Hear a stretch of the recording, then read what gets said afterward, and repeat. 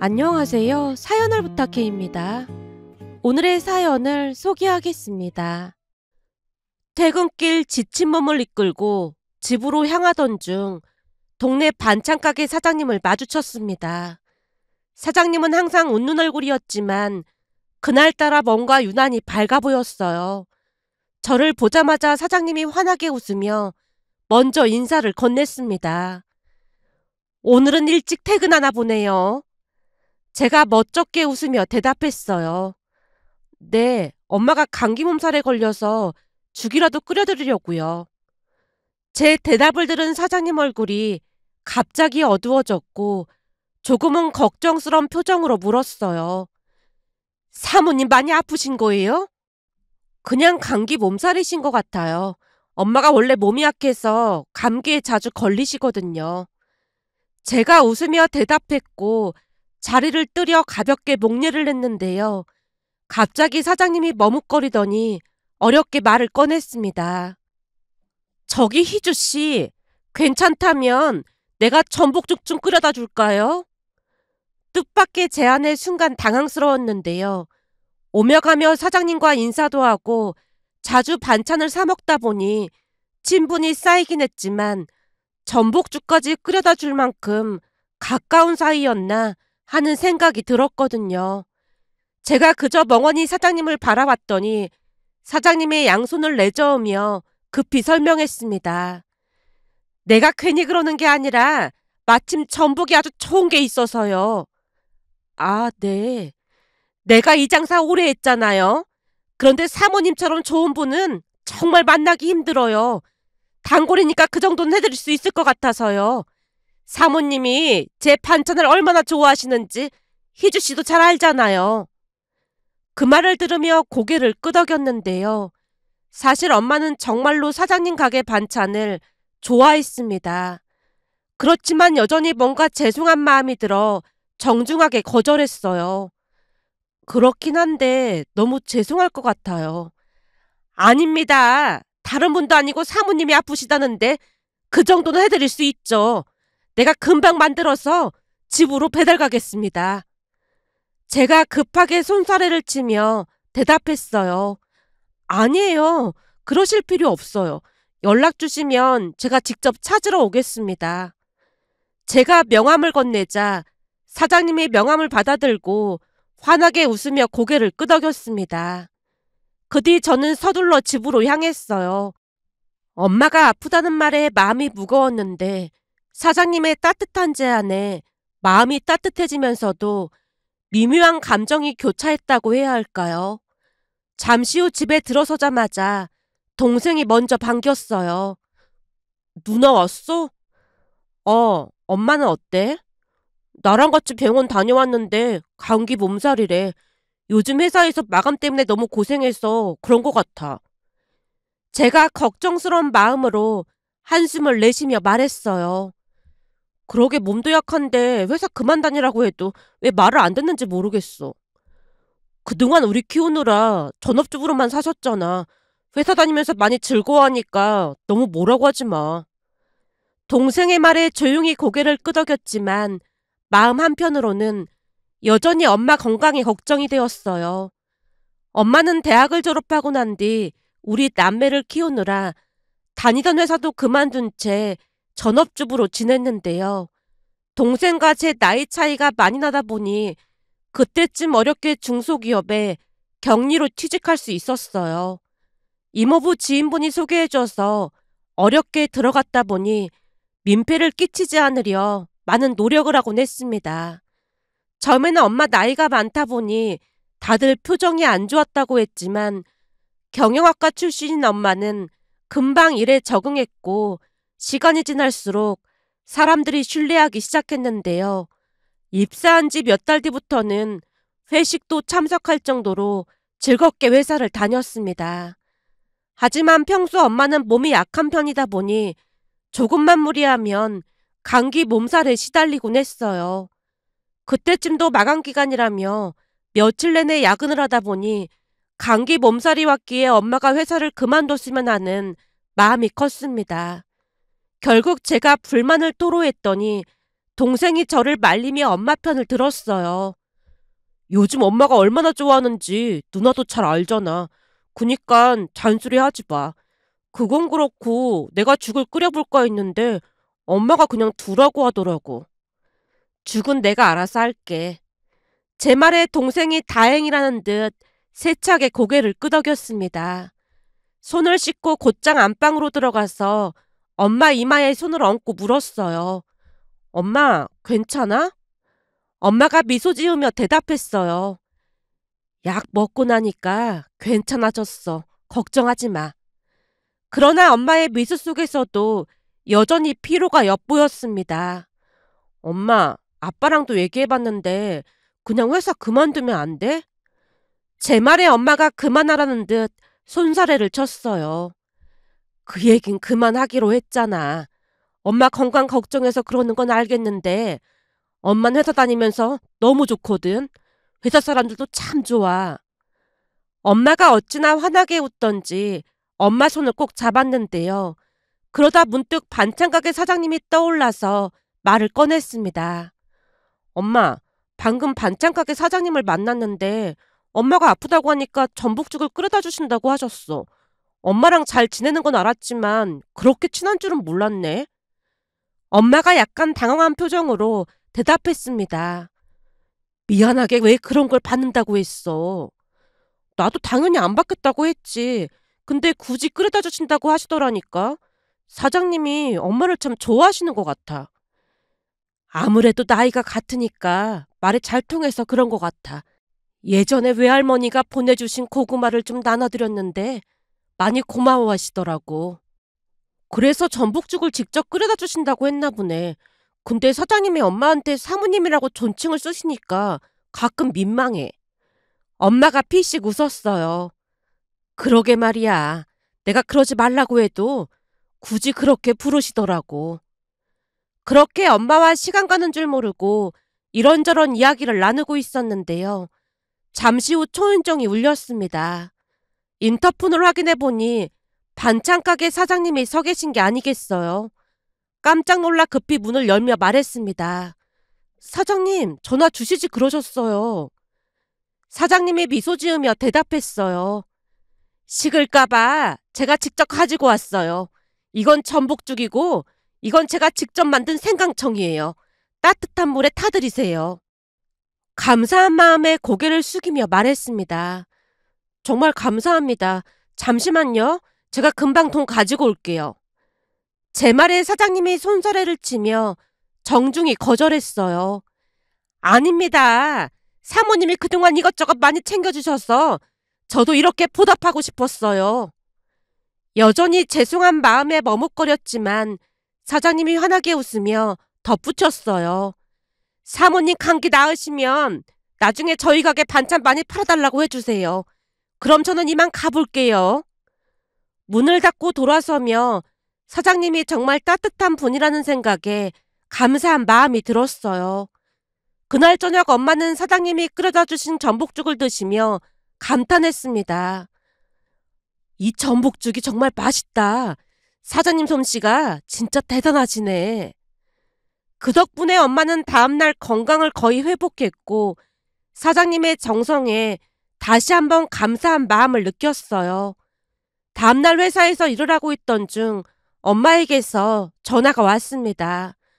평소에는 회사에 있을 때 엄마가 전화를 잘 안 하는 편인데 전화가 와서 왠지 걱정스러웠는데요. 딸, 통화 가능해? 왜? 혹시 몸이 또 안 좋은 거야?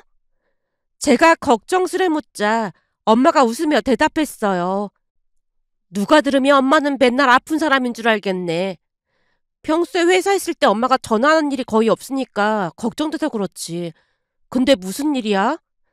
다른 일은 아니고 반찬가게 사장님이 돈도 안 받으셨다며. 혹시 올 때 백화점에서 과일 바구니 하나 사올 수 있겠니? 알았어. 내가 퇴근할 때 사갈게. 근데 엄마도 오늘 바로 퇴근할 거지? 그럼 엄마도 바로 퇴근할 거야. 그럼 우리 오랜만에 다 같이 한우 먹으러 갈까? 내가 사줄게. 엄마가 활짝 웃으며 대답했습니다. 한우 좋지. 그럼 엄마가 아빠랑 현우한테도 연락해 놓을게. 알았어. 그럼 퇴근하고 봐. 전화를 끊고 나서도 저도 모르게 입가에 미소가 번졌는데요. 우리 집은 특별히 부유하진 않았지만 언제나 화목했습니다. 그날은 마침 제 월급날이라 온 가족이 함께 한우를 먹자고 했더니 엄마가 좋아해서 저도 덩달아 기분이 좋았어요. 퇴근하자마자 약속대로 가까운 백화점에 들러 과일 바구니를 샀습니다. 뒷좌석에 과일 바구니를 두고 운전해서 집 앞에 도착했더니 멀리서 가족들 모습이 보였어요. 차에서 내리자마자 제가 장난스레 물었습니다. 뭐야, 한우 먹으려고 여기서 기다리고 있었던 거야? 엄마가 활짝 웃으며 대답했어요.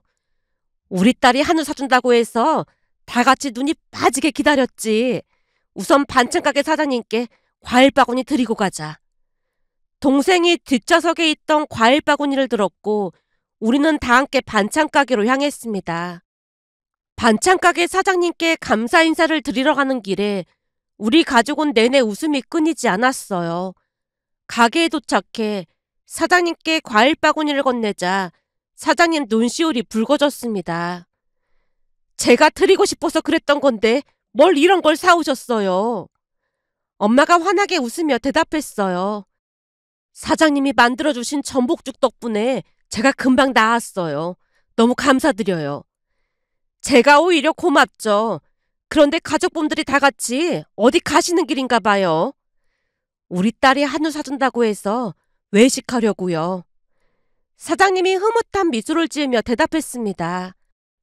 참 다복해 보이셔서 부럽네요. 맛있게 드시고 오세요. 그리고 과일 잘 먹겠습니다. 사장님이 허리를 숙여 인사하시기에 우리도 정중히 인사를 하고 가게를 나섰는데요. 길을 걷던 아빠가 문득 신기하다는 듯 말을 꺼냈어요. 사장님이 엄청 좋은 분 같아. 그러게 말이야. 인상도 참 선해 보이시고 음식 솜씨도 좋아서 반찬도 정말 맛있다니까. 그렇게 우리는 도란도란 이야기를 나누며 식당으로 향했고 식당에 도착해 한우를 먹으며 즐거운 시간을 보냈습니다. 가족들과 함께 한우를 먹으며 도란도란 이야기를 나누다 보니 시간이 어떻게 가는지도 몰랐는데요. 그날의 대화 주제는 다가오는 여름휴가 때 떠날 여행에 대한 이야기였습니다. 제가 먼저 계획을 말했어요. 이번에 이탈리아 여행 비행기표는 내가 미리 예약할 테니까 휴가 날짜 미리 알려줘. 그러자 아빠가 살짝 걱정스러운 표정으로 엄마를 한번 쳐다보고는 말을 꺼냈어요. 딸, 여행 코스 짤 때 살살 좀 짜주면 안 되겠냐? 저번 여행 때 네 엄마 코피까지 쏟아서 내가 얼마나 놀랐는 줄 알아? 아빠의 말을 듣고 제가 피식 웃으며 대답했습니다. 알았어. 이번엔 너무 무리하지 않게 코스 짤게. 그러자 엄마가 미소 지으며 고개를 끄덕였어요. 그래도 우리 딸이 있어서 든든하긴 해. 여행 준비도 척척하고 우리 딸 덕분에 아주 호강한다니까. 부모님 칭찬에 어깨가 으쓱해졌는데요. 사실 제가 대학을 졸업하고 취업을 한 뒤 우리는 자주 여행을 다녔습니다. 그랬기에 그의 여름휴가도 기대가 가득했어요. 새로운 곳에서 함께할 시간들, 이탈리아의 멋진 풍경, 그리고 맛있는 음식들이 눈앞에 그려지는 것 같았으니까요. 그날 한우의 맛도 좋았지만 무엇보다도 가족과 함께하는 순간이 정말 소중했습니다. 식사를 마치고 나서도 우리는 여행 이야기로 웃음꽃을 피우며 집으로 돌아갔는데요. 가족들과 함께하는 여행은 언제나 우리를 하나로 묶어주는 특별한 시간이었고 이탈리아 여행도 분명 그럴 것이라고 확신하고 있었어요. 그 이후에도 우리는 여행 이야기를 하면서 행복한 시간을 보냈습니다. 그러던 어느 날은 퇴근길에 반찬 가게에 들렀는데요. 사장님, 안녕하세요. 사장님이 반갑게 웃으며 인사했어요. 희주 씨 왔어요? 사장님, 말씀 놓으시라니까요. 사장님이 고개를 저으며 단호하게 말했습니다. 그래도 손님인데 그러면 안 되죠. 반찬 사러 왔어요? 네, 엄마가 늦는다고 해서 반찬 좀 사가려고요. 마침 갈치조림이 아주 맛있게 됐어요. 그날도 사장님은 푸짐하게 반찬을 담아주셨어요. 두 손 무겁게 집으로 들어갔더니 이모가 와 있었습니다. 이모, 언제 왔어? 이모가 청소기를 돌리다가 저를 보며 싱긋 웃었어요. 조금 전에 와서 집 청소 좀 하고 있었지. 이모는 엄마와 똑 닮아 있었는데요.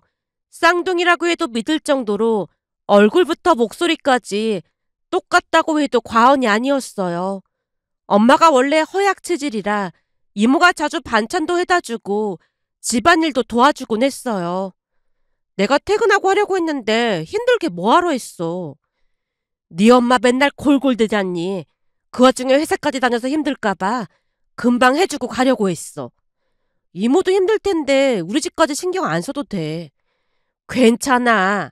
예전부터 내가 네 엄마 담당이었잖니. 근데 무슨 반찬을 그렇게 많이 들고 왔어? 요 앞 반찬가게 사장님 솜씨가 진짜 좋거든.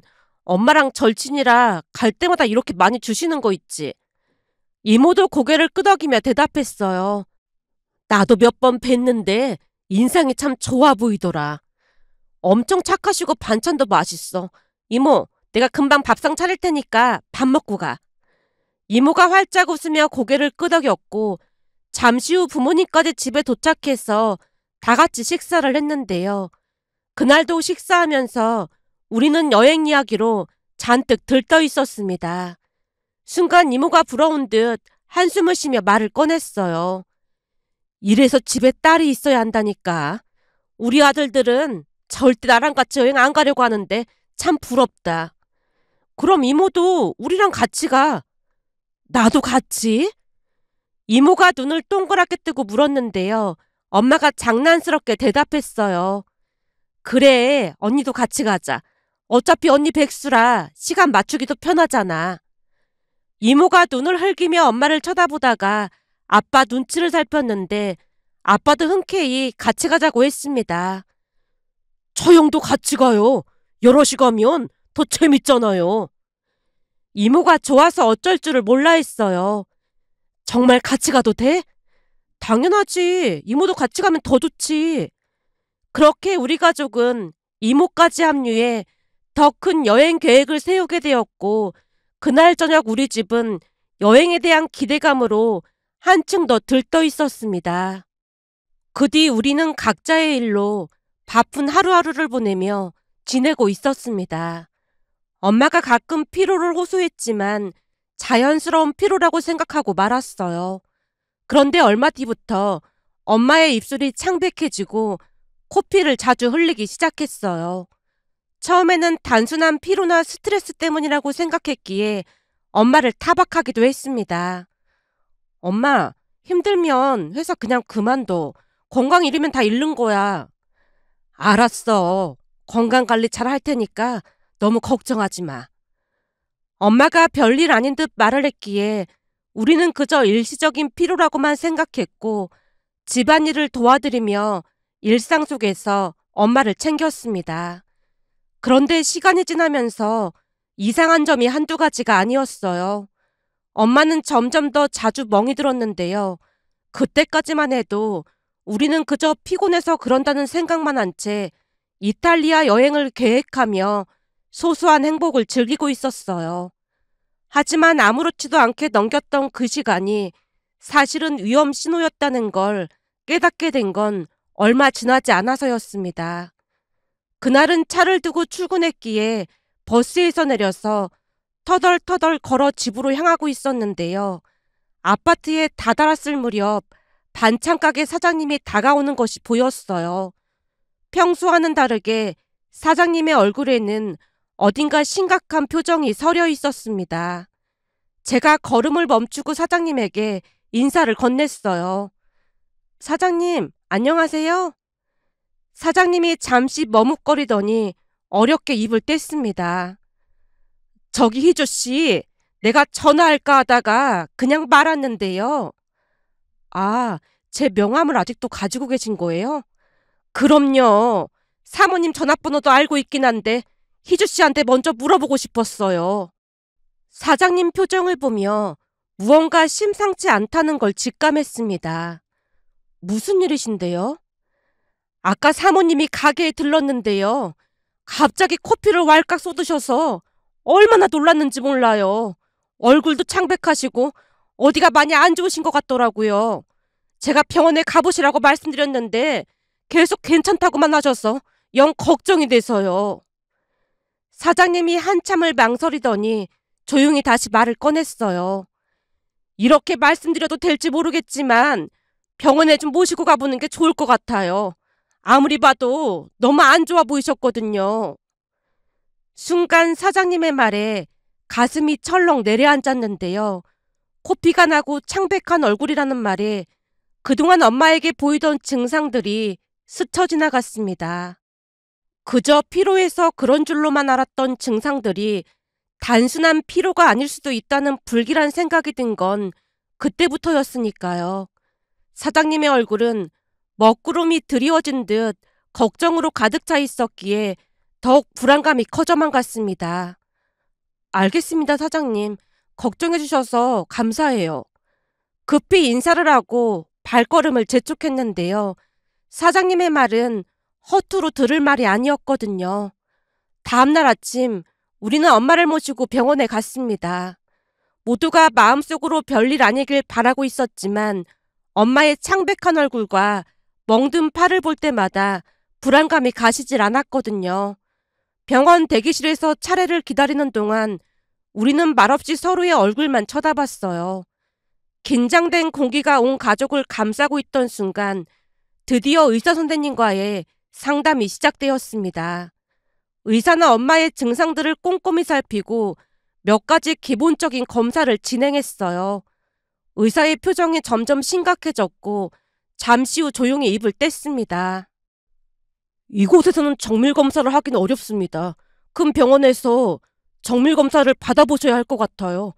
지금 상태로는 그냥 넘길 수 있는 증상이 아닌 것 같습니다. 그 말을 듣는 순간 우리 모두 얼굴에서 핏기가 사라졌습니다. 제가 당황한 채 아빠를 쳐다봤더니 아빠도 놀란 표정으로 의사에게 다시 한번 확인했어요. 그럼 큰 병원으로 바로 가야 한다는 말씀이신가요? 의사가 고개를 끄덕이며 설명을 이어갔습니다. 네, 가까운 대학병원으로 가셔서 정밀검사를 받아보는 게 좋겠습니다. 빠르게 움직이셔야 할 것 같습니다. 의사의 말이 끝나자마자 우리는 곧장 병원 밖으로 나와 여러 대학병원에 전화를 걸기 시작했습니다. 아빠와 제가 침착하게 전화를 돌리고 있었는데요. 엄마는 한쪽에 앉아 힘없이 우리를 바라보고 있었어요. 전화는 계속 이어졌지만 병원마다 예약이 가득 차 있어 빠른 날짜를 잡는 것이 어려웠고 점점 불안해지기 시작했습니다. 점점 초조해지던 순간 한 병원에서 비교적 빠른 날짜로 예약이 가능하다는 답변이 돌아왔고 우리는 그곳으로 가기로 결정했습니다. 며칠 뒤 정밀검사를 받기로 한 병원에 도착했는데요. 대기실에서 우리는 말없이 앉아 있었어요. 긴장감이 온몸을 감싸고 침묵 속에서 각자 깊은 생각에 빠져 있었습니다. 아빠는 초조한 표정으로 바닥만 내려보고 있었고 동생도 손을 꼭 쥔 채 말을 잇지 못했어요. 검사실 앞에 앉아있는 동안 마치 시간이 멈춘 것만 같았습니다. 마음속으로는 좋은 결과가 나오길 바랐지만 그동안 엄마가 보였던 증상들이 머릿속에서 떠나질 않았어요. 병원 복도에 울려 퍼지는 소리 하나하나가 우리에게는 마치 큰 충격처럼 들렸고 결과가 나오기까지의 시간은 우리에게 너무나 길고도 무겁게 느껴졌습니다. 얼마 뒤 정밀검사 결과를 듣기 위해 진료실로 들어갔는데요. 의사의 표정은 무거웠고 설명이 시작되자마자 온 가족이 숨을 죽였어요. 검사 결과 백혈병입니다. 그 말을 듣는 순간 진료실은 마치 시간이 멈춘 듯 고요해졌습니다. 믿기 어려운 진단에 가족 모두 충격에 휩싸인 채 손이 떨리기 시작했어요. 아빠도 큰 충격을 받은 듯 아무 말도 하지 못했고 동생은 하염없이 눈물만 흘리고 있었습니다. 엄마는 의외로 차분한 표정이었지만 그 눈빛 속엔 깊은 두려움이 엿보였어요. 아빠가 겨우 목소리를 내어 물었습니다.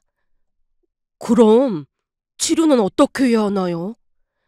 의사가 고개를 끄덕이며 설명을 이어갔습니다. 우선은 저강도 화학요법 치료부터 시작해야 할 것 같습니다. 근데 만약 치료 반응이 좋지 않다면 그때는 골수 이식까지 고려해야 할 것 같습니다. 골수 이식이란 단어가 나오자 우리 모두는 다시 한번 긴장했는데요. 골수 이식이 필요한 경우라면 가족들이 하면 되는 거죠? 제가 조심스럽게 묻자 의사가 차분히 고개를 저었습니다. 가족이라고 해서 전부 HLA, 즉 조직 적합성이 일치하는 건 아닙니다. 그리고 골수 이식은 화학요법이 효과적이지 않을 경우에 선택하는 방법이고요. 그 전에 화학요법에 대한 반응을 먼저 지켜보는 것이 중요합니다. 엄마가 깊은 숨을 내쉬며 의사에게 물었어요. 그럼 화학요법은 언제부터 시작하나요? 의사는 즉시 치료를 시작하는 것이 좋다고 설명하며 화학요법이 어떻게 진행될 것인지 그리고 그에 따른 부작용과 경과에 대해 자세히 설명해 주었습니다. 하지만 그 모든 설명이 끝난 후에도 우리는 머릿속에 떠다니는 생각을 정리할 수 없었어요. 화학요법 결과에 따라 더 큰 결정을 내려야 할 수도 있다는 압박감이 우리를 짓눌렀으니까요. 진료실에서 나오면서 엄마가 힘겹게 미소를 지었습니다. 괜찮을 거야. 나 잘 버틸 수 있으니까 걱정하지 마. 그 말을 듣고 우리 모두는 애써 아무렇지도 않은 척 행동했는데요. 아빠는 한동안 아무 말 없이 엄마의 손을 꼭 잡고 있었고 저도 엄마 곁에서 그저 손을 꼭 쥔 채 눈물을 삼켰습니다. 동생은 두려움에 눈물만 떨구고 있었고요. 그날 우리 가족은 화학요법이 시작되면 그 결과에 따라 더 큰 결정을 해야 할 수도 있다는 현실을 받아들였고 우리는 서로를 의지하며 어려움을 이겨내겠다는 의지를 다졌습니다. 결국 엄마는 급성 백혈병으로 진단을 받고 병원에 입원하게 되었습니다. 의사의 설명을 듣고 바로 입원 절차가 진행되었기에 병실에 도착하자마자 우리는 무언가 엄청난 일들이 눈앞에서 일어나고 있다는 실감을 하게 되었어요. 엄마는 침대에 누워 있었지만 여전히 가족들을 안심시키려는 듯 억지 미소를 지었어요. 엄마 괜찮으니까 너무 걱정하지 마. 아빠가 창가에 서서 깊은 생각에 잠긴 듯 했고 동생은 엄마 옆에서 울지 않으려고 애쓰며 고개를 숙이고 있었습니다. 다음날 아침 병실은 여전히 침묵으로 가득 차 있었는데요.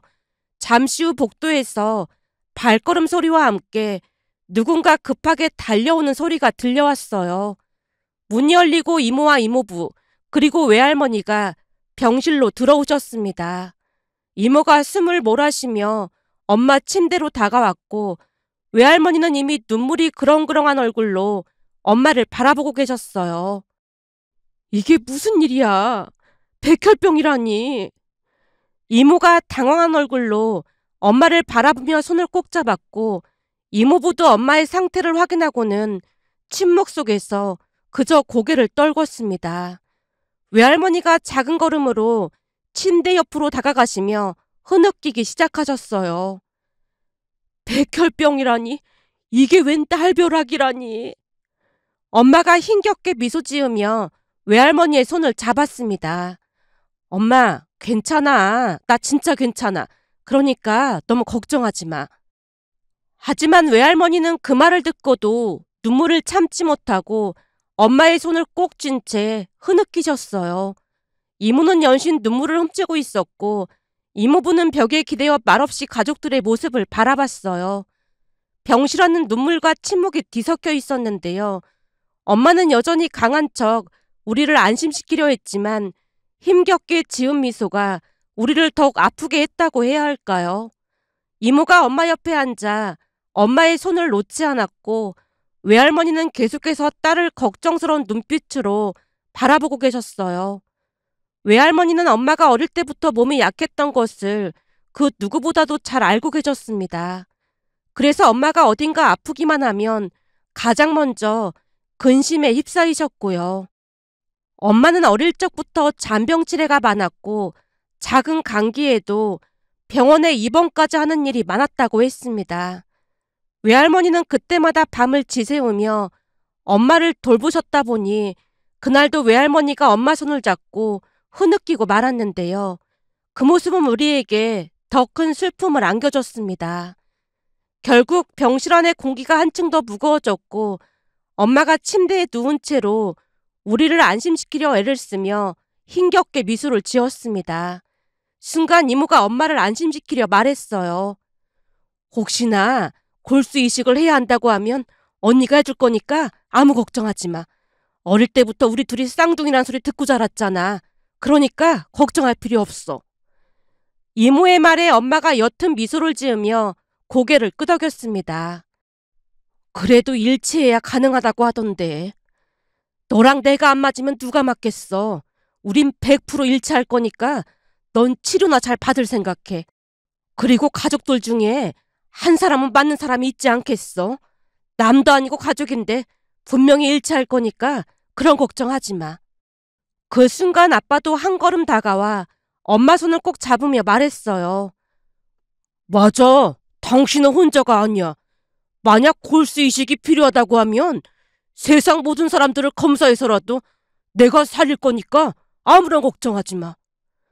엄마가 잠시 눈을 감고 깊은 숨을 내쉬더니 천천히 고개를 끄덕였습니다. 엄마가 병원에 입원했다는 소식에 친가 쪽 가족들도 병원으로 뛰어왔는데요. 모두가 엄마의 상태에 큰 충격을 받았지만 한마음으로 만약 골수 이식이 필요하면 기꺼이 검사를 받겠다고 했어요. 큰아빠, 큰엄마, 그리고 고모, 고모부까지 말이죠. 그렇게 화학요법 치료를 받았는데 안타깝게도 치료 반응이 예상보다 좋지 않았고 의사가 차분하게 말을 했습니다. 화학요법에 대한 반응이 기대만큼 좋지 않습니다. 지금으로서는 골수 이식이 필요한 상황입니다. 이식을 위해서는 기증자의 HLA가 일치해야 합니다. HLA는 사람의 면역 체계를 결정하는 유전자 정보로 이게 맞지 않으면 이식이 어려워요. 따라서 가족 중에 HLA가 일치하는 분이 있는지 확인하는 검사를 진행해야 합니다. 우리는 의사의 설명을 듣고 무거운 마음으로 고개를 끄덕였고 이제 남은 희망은 가족 중에서 적합한 골수 기증자를 찾는 것뿐이었습니다. 그날 이후 가족들은 순차적으로 병원에 가서 검사를 받았어요. 엄마에게 적합한 기증자를 찾기 위해 친가 외가를 가리지 않고 모두가 검사를 받았지만 우리는 그중 이모에게 가장 큰 희망을 걸고 있었습니다. 그도 그럴 수밖에 없었던 것이 두 분이 놀라울 정도로 닮아 있었기에 보나마나 이모와 엄마는 HLA가 일치할 것이라 굳게 믿고 있었으니까요. 그런데 며칠 후 이모의 검사 결과가 나왔는데요. 이모의 HLA는 엄마와 일치하지 않았습니다. 그 말을 듣는 순간 우리 가족 모두 충격에 빠졌고 이모는 검사 결과가 믿기지 않는다는 표정으로 엄마를 바라봤어요. 다른 사람도 아니고 내가 안 맞는다니 말도 안 되는 소리잖아. 이모가 말끝을 흐리며 눈물을 참지 못했습니다. 엄마가 그런 이모를 보며 힘겹게 미소를 지었어요. 괜찮아. 언니도 그만큼 했으면 할 만큼 한 거야. 이모뿐만 아니라 가족 모두 검사를 받았지만 누구도 HLA가 일치하지 않았기에 마치 바닥이 꺼져버린 듯한 절망감이 온 가족을 감쌌습니다. 가족 중 한 사람은 적합할 것이라는 믿음이 있었기에 검사 결과가 나올 때마다 무거운 침묵 속에서 우리는 점점 더 깊은 좌절을 느꼈습니다. 가족 중에 아무도 적합자가 없다는 사실은 너무도 무겁고 가혹하기만 했습니다. 특히나 저 또한 엄마와 적합하지 않다는 말에 큰 충격을 받을 수밖에 없었어요. 그날 밤 병실은 침묵으로 가득 찼습니다. 각자 마음속에 무거운 걱정과 슬픔을 안고 있었지만 그 누구도 말을 꺼낼 수 없었습니다. 하지만 우리는 엄마를 위해 어떻게든 다시 힘을 내야만 했어요. 그러던 어느 날은 모르는 번호로 전화가 걸려왔습니다. 누군지 몰라서 망설였지만 혹시나 하는 마음에 전화를 받았는데요. 뜻밖에도 반찬가게 사장님의 목소리가 들려왔어요. 희주 씨, 나예요.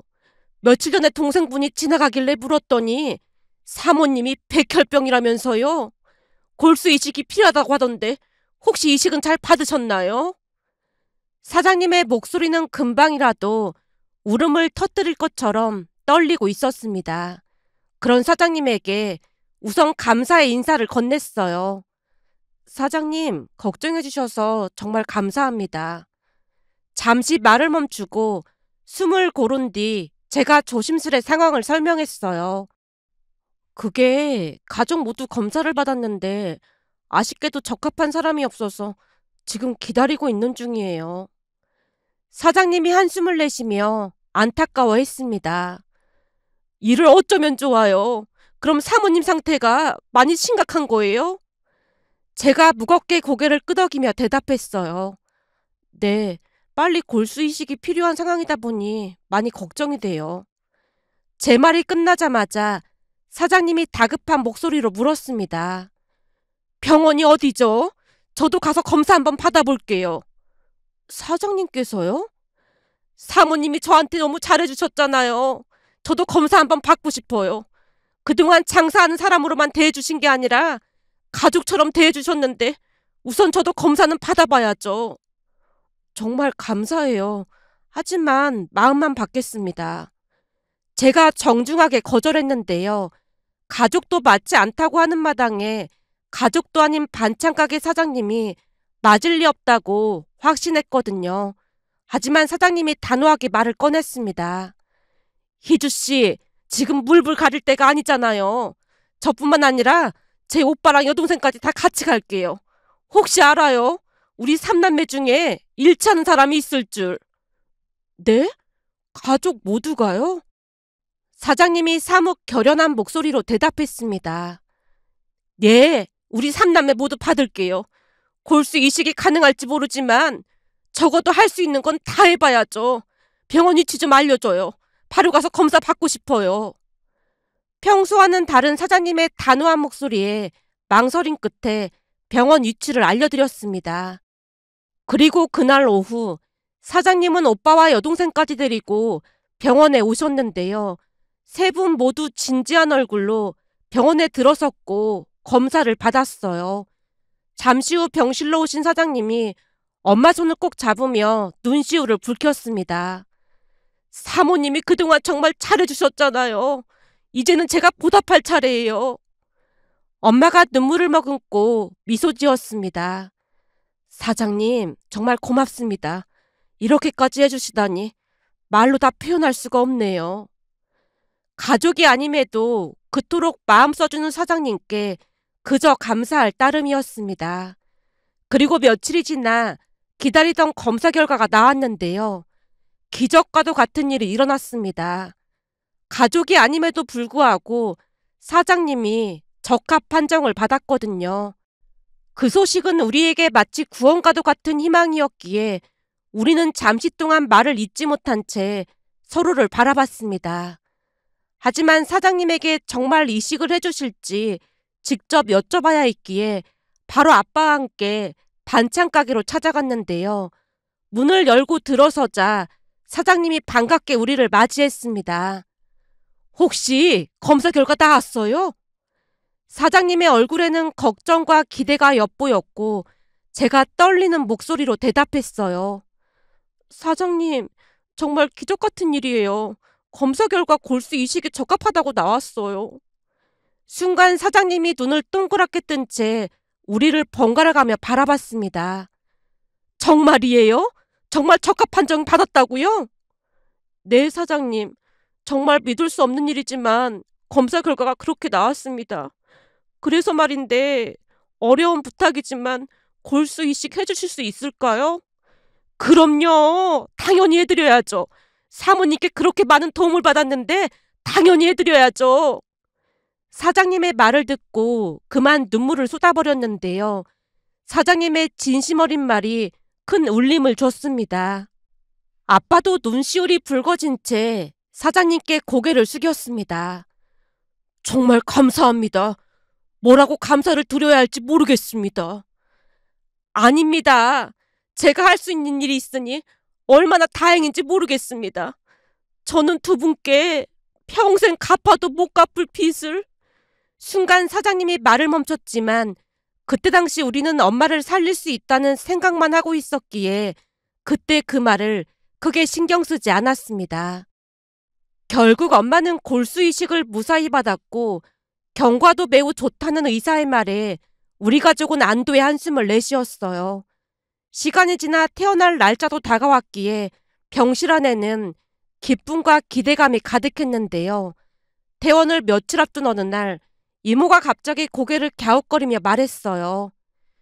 근데 친구도 아니고 그저 단골가게 사장님이 골수 이식을 해줬다는 게 진짜 이상하지 않니? 단골이라서 골수 이식을 해준다는 게 말이나 되는 소리야? 이모, 가족이랑은 골수가 하나도 안 맞았는데 그 사장님이랑 맞는다는 것 자체가 이미 말이 안 되는 일이잖아. 내가 볼 때는 그냥 기적 같은 일이라는 생각밖에 안 들어. 그렇긴 한데 그게 절대 쉬운 일이 아니거든. 평생 사장님한테 감사하는 마음으로 은혜 갚으면서 살아가야 할 것 같아. 하긴 지금 모든 상황이 기적인데 그런 걸 따질 게 뭐가 있겠어. 시간은 빠르게 흘러갔고 엄마는 건강을 점차 회복했습니다. 가족은 다시 일상을 되찾아가며 평화로운 시간을 보냈는데요. 그러던 어느 날은 부모님이 제게 할 이야기가 있다며 저만 데리고 밥을 먹으러 가자고 했습니다. 평소와는 다른 진지한 분위기에 약간 긴장하면서 따라 나섰어요. 우리가 도착한 곳은 평소 가족들과 자주 가던 조용한 식당이었고 우리는 룸으로 들어갔는데요. 자리에 앉은 부모님이 저를 마주보며 한동안 말을 꺼내지 않았습니다. 뭔가 중요한 이야기가 있음을 직감한 저는 그저 묵묵히 기다렸고 식사가 시작되었을 때 엄마가 먼저 입을 열었어요. 희주야, 오늘 너한테 아주 중요한 이야기를 해야 할 것 같아. 엄마의 목소리는 평소보다 무거웠고 천천히 숨을 내쉬며 차분하게 말을 이어갔습니다. 사실 오랫동안 너한테 말하지 못했던 게 있어. 이제 다 컸으니까 말을 할 때가 됐다고 생각해. 사실 우리는 죽을 때까지 말 안 하려고 했는데 말이야. 엄마의 말에 제 심장이 빠르게 뛰기 시작했습니다.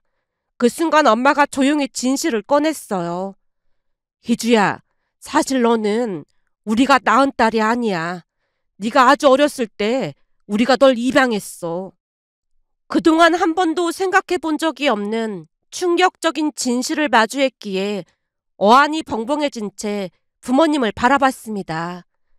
사실 우리가 결혼 후 몇 년 동안 아이가 생기지 않아서 많이 힘들었어. 난임으로 애를 가지기 힘들 거란 진단을 받았고 그때 너를 입양하기로 결정했어. 넌 우리에게 소중한 선물이었어. 근데 네가 우리에게 오고 몇 년 뒤에 네 동생이 태어났지 뭐니.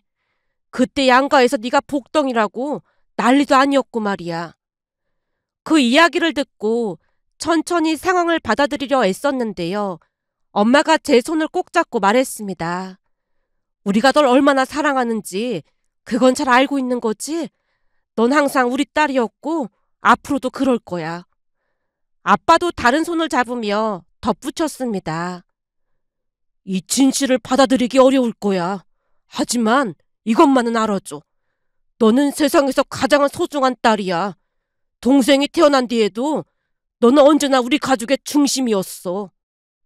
그 말을 듣고 한동안 아무 말도 하지 못했습니다. 마음속에서는 수많은 생각과 감정들이 뒤엉켰지만 부모님의 진심 어린 눈빛을 보면서 그동안 받은 사랑이 진실된 것임을 다시 한번 깨달았으니까요. 눈물이 차오르며 천천히 고개를 끄덕였습니다. 엄마, 아빠, 고마워. 조금 놀라긴 했지만 너무너무 감사해요. 제 말을 듣고 부모님이 눈물을 흘리며 미소를 지었습니다. 그날 제가 입양되었다는 진실을 알게 되었지만 그로 인해 가족의 사랑이 변한 건 하나도 없었습니다. 오히려 그 사랑이 얼마나 깊고 진심이었는지를 다시 한번 깨닫는 순간이었으니까요. 하지만 곧이어 부모님이 또 다른 진실을 털어놓았습니다. 제가 입양되었다는 사실만큼이나 충격적인 이야기였는데요. 바로 반찬가게 사장님이 제 생모라는 것이었습니다. 엄마가 잠시 한숨을 내쉬며 차분하게 설명을 이어갔어요. 희주야, 사실 반찬가게 사장님, 그분이 네 생모야. 오래전에 네가 뱃속에 있을 때 생부께서 세상을 떠나셨고 그분은 혼자서 널 낳아 키우려고 했지만 경제적으로 너무 힘들다 보니까 가족들이 입양을 권유했다고 하더라고. 결국 울면서 널 입양 보냈지만 그 뒤로 평생 후회와 그리움 속에 살았다고 하더구나. 그 말을 듣고 순간 숨이 막힐 정도로 충격을 받았는데요. 반찬가게 사장님이 제 생모라니요. 너무도 예상치 못한 이야기였습니다. 사장님은 너를 입양 보낸 후에도 네가 잘 지내고 있는지 궁금해서 수소문을 하셨고 그렇게 너를 찾았다는데 우리 가족과 잘 살고 있는 모습을 보고는 차마 말을 꺼낼 수가 없었다지 뭐니. 그래서 가까이에서 지켜보기만 했던 것 같아. 엄마의 이야기는 그게 끝이 아니었습니다. 제가 여전히 말을 잇지 못하고 멍하니 듣고 있었는데요. 사장님이 골수 이식을 해준 것도 그동안 너를 잘 키워준 우리에게 은혜를 갚고 싶어서였다고 하시면서 그렇게나 우시더라고. 그 말을 듣고 또 한 번 큰 충격에 휩싸였습니다. 한동안 말을 잇지 못하고 멍하니 앉아 있었는데요. 모든 게 믿기지 않았으니까요. 사장님은 저와 외모가 전혀 닮지 않았기에 도무지 믿어지지가 않았습니다. 그렇게 며칠 후 엄마와 함께 반찬가게 사장님, 아니 그분을 만나기로 했어요. 그날의 만남은 너무나 감정적으로 무거웠는데요. 그분이 우리를 보자마자 제게 다가오지 못한 채 눈물만 흘리고 있었습니다. 제가 어색하게 앉아있자 그분이 조용히 눈물을 닦으며 말했어요. 멀리 떠나라고 하시면 떠나겠습니다. 용서를 받을 생각도 없습니다. 죄인이 무슨 할 말이 있겠어요. 그날 그분이 눈물 속에서 진심으로 제게 용서를 구했습니다. 그분의 눈물에는 그동안의 후회와 미안함이 고스란히 담겨 있었는데요. 저는 그저 엄마를 살려줬다는 것만으로도 모든 걸 용서하고 감사했습니다. 다만 이제는 그분이 그동안의 아픔을 조금씩 내려놓고 마음 편히 살았으면 좋겠다는 말만을 할 뿐이었어요. 그 뒤 우리는 조금씩 서로를 이해하고 상처를 치유해 갔습니다. 그분은 여전히 거리를 유지한 채 지켜만 볼 뿐 딱히 내색을 하지 않았는데요. 어느 날은 제게 조용히 말을 꺼냈습니다. 낳기만 했다고 엄마가 아닌 거죠. 평생 사죄하면서 살겠습니다. 그냥 예전처럼 반찬가게 사장으로만 대해주세요.